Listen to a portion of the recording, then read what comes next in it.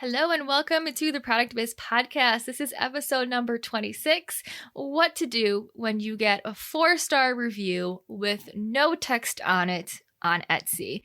This is something that happens so often, so I want to just dive into what you can do about it during this Quick Tip Wednesday. If you haven't heard, I am doing Quick Tip Wednesday every other week on the podcast. So this is a super tangible, action-oriented tip that you can listen to the podcast and then literally go and implement it right away. And this is me giving you value in 15 minutes or less so you can really grow your business from what you learn on the Product Biz podcast. So today, we are talking about the infamous 4-star review that happens on Etsy with no text explaining why. And this is probably one of the worst nightmares when you have the opportunity to get a 5-star review from a customer.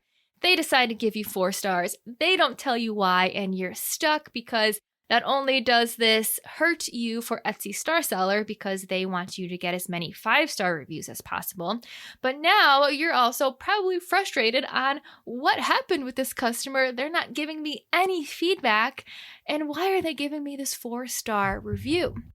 So one thing I want to level set with off the bat is these types of reviews, have it be a 4-star, a 3-star, a 2-star, a 1-star, they happen.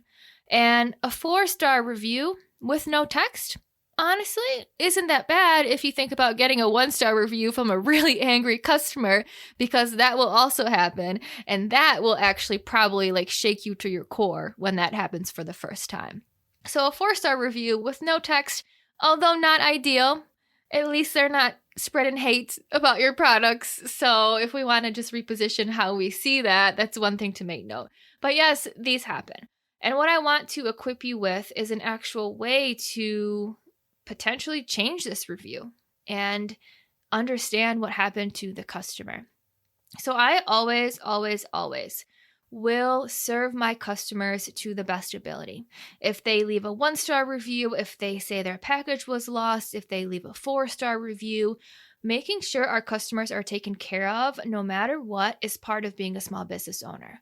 So in this example, if someone says that their package didn't arrive, but USPS says it's delivered, your job as a business owner is to actually send them another one. Customer service is part of our business. Making sure our customers have what they need and are taken care of is part of our business. And this is the name of the game. This happens. This is something that we have to be aware of as small business owners, that customer service is a real thing. And our job, one of our many jobs, is to have excellent customer service for our customers. So level setting on that, how I handle the situation and how I recommend my members and my programs to work on this situation, how I recommend you to handle the situation. If you got a 4-star review on Etsy with no text, the super simple answer is to send them a message and ask them what happened. So in my situation, I would go to that Etsy customer, send them a message via Etsy Messenger and say, hey there, thank you so much for your review for XYZ product. I noticed that you left 4 stars out of 5, but you didn't leave any information why. I would love to know what was less than 5-star based on your experience, what was less than perfect that led you to leave a 4-star review so I can address it for you. That is customer service to a T, while also understanding why they left a 4-star review. The most common answer that I get, which is so incredibly amazing, not in a good way, but I guess it's not in a bad way either. The most common response that I get from customers when I send this message is, oh my God, I'm so sorry. I left a review on my phone. I meant to give you 5 stars, and for some reason, it must have slipped down to 4. That is most often what I get, which is crazy because all you have to do is send a message, because then that customer can go back and change their review.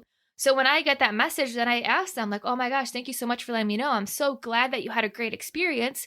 Would you be able to please go back into the Etsy order and adjust the review based on what you just mentioned, that it was a 5-star experience? I would probably say 60% of the time, that's what happens. 20% of the time, you send this message, you want to get their feedback, and they just don't get back to you, which again is the name of the game. You reach out, sometimes people get back to you, sometimes they don't. The final 20% of the time is someone who will get back to me, provide me some credible feedback about why they left 4 out of 5 stars. And this is where top-notch customer service comes back into play. You can handle this in a couple different ways. You can not even reach out to the customer because you don't care about their feedback. You can take their feedback and say, thank you so much, and leave it at that. Or you can take their feedback, really understand where they're coming from, and if you can fix it at that point in time, provide that top-notch customer service.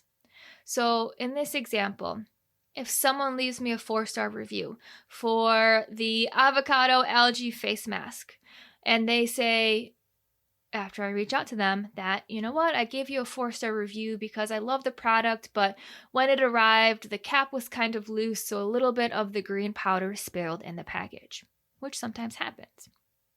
I can either take that and say, okay, thank you so much, or I can take that and make it right. I can take that message and say, oh my gosh, thank you so much for letting me know.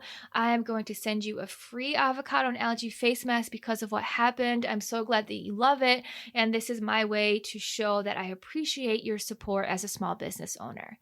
And I can go above and beyond and send them another item, or based on whatever their feedback was, I can rectify the situation. That is top-notch customer service right there. That is how you wow a customer. That is how you take their feedback and spin it and turn it into a positive. And then, number one, they're going to change their review, and I bet they'll probably say, oh my gosh, originally I left a 4-star review, but ended up talking to the owner and they helped me with the situation and their customer service was outstanding, so 5 stars. If a customer leaves that type of review and then another customer who's potentially going to buy from you for the first time sees that review and then knows that no matter what happens, they can trust you and they will be taken care of if for whatever reason something may happen, that potential customer that sees that review is actually going to see that as a positive and be like, yes, I'm going to buy from them because I know that if potentially something happens, I'm covered. I trust this small business. I trust that they will take care of me. So that is one of the ways how we can take a potentially negative situation of a 4-star review with no text and actually inquire, get curious, figure out what your customers are experiencing, what they're saying, ask them for their feedback, and then if they provide it, try to fix that to the best of your abilities as possible. But the number one takeaway I want to just reinforce a second time is sending a message and asking is going to be the best thing that you can do. And so much of the time, it's just an accidental 4-star and they meant to do a 5. And then they'll go back and actually give you a 5, which is a perfect solution to this problem too. But remember that customer service is something that we have to do as small business owners. So yes, if the example that I gave you, if I send them another avocado algae face mask, sure, I'm losing money on that. I have to pay for postage again. I have a product that I could otherwise sell for full value that I'm giving away for free, which is a cost for the raw materials, ingredients, everything that goes into it. But your business, your pricing should have customer service issues like that factored in. We are in the customer service game. And this customer in this example, if I turn it around and create an absolutely amazing customer service experience, guess who's going to come back and purchase again? Compared to the customer who maybe left a 4-star review, provided me some feedback. I didn't really do anything with that feedback. I just kind of said, okay, thank you so much. They may not come back. But I guarantee the customer who you wow with your customer service is going to come back, buy from you again, because maybe a little bit of trust potentially wasn't there because in this example, it arrived with a little bit of green powder spilled outside of the jar. But now I'm bringing that trust back above and beyond to an 11 out of 10 by actually providing customer service, taking care of them, and making sure that they know that no matter what happens, I will make sure to make it right. So this is how I just want to reframe your frame of thought on reviews in general. If you have a negative review, instead of looking at it as a bad thing, this is your opportunity to make it right. This is your opportunity to turn it around. This is your opportunity to take a customer that left you 1 star, 2 stars, 3 stars, 4 stars, and turn them into a customer that's going to come back over and over and over because you went above and beyond to fix the situation. Especially if it's only a 4 out of 5 star review. They're not necessarily expecting anything. 4 out of 5 stars actually is really great. It's not bad at all. So they're probably not expecting you to go above and beyond. So if you can, that just shows how much you really care.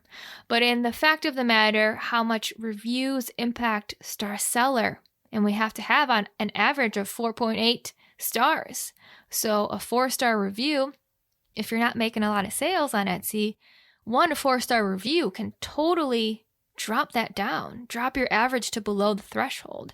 So this super quick, easy, tactical way to reach out to your customers and ask them for their feedback can help you immensely to get those 5 stars, get Star Seller status, and just build good relationships with your customers too.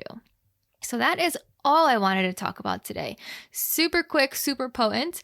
The next Quick Tip Wednesday will be all about what do you do if you actually get a 1-star review with some pretty hasty feedback in it. How do you take care of that situation? So I hope you tune in to the next episode of the Product Biz Podcast. I would love so much, while we're talking about reviews, you know the importance of reviews. I know the importance of reviews.